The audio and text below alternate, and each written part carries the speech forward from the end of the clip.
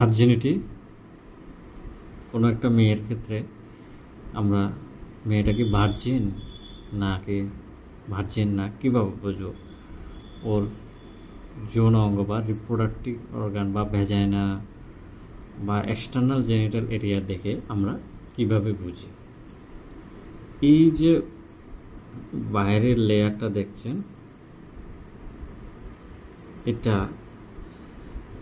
লেবিয়া মেজোরা।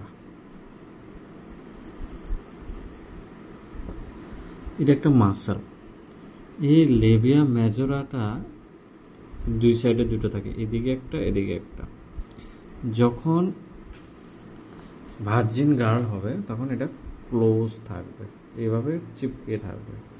যদি ভার্জিন না হয় তাহলে এগুলো খুলে যাবে। ভার্জিন হলে ক্লোজ থাকবে, আর ভার্জিন না হলে এভাবে খুলে থাকবে, ভিতরে সব কিছু দেখা যাবে। আর এটা হচ্ছে মাইনোরা।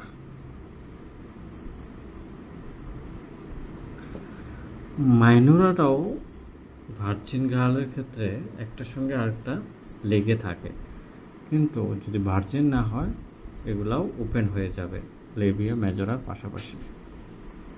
আর এই যে এটা হচ্ছে ভ্যাজাইনা।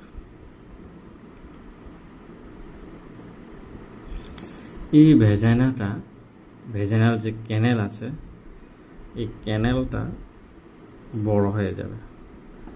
ক্যানেলটা বড় হয়ে যাবে এবং ইজিলি আপনার ওপেন থাকবে।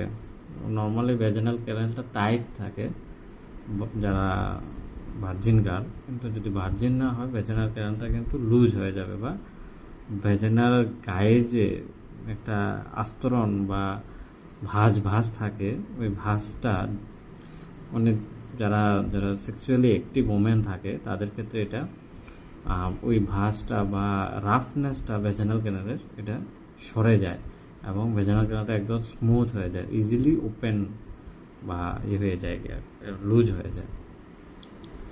আর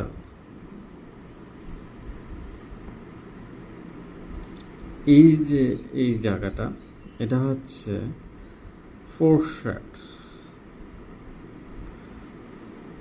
এটাকে আমরা বলি ফোরশেড।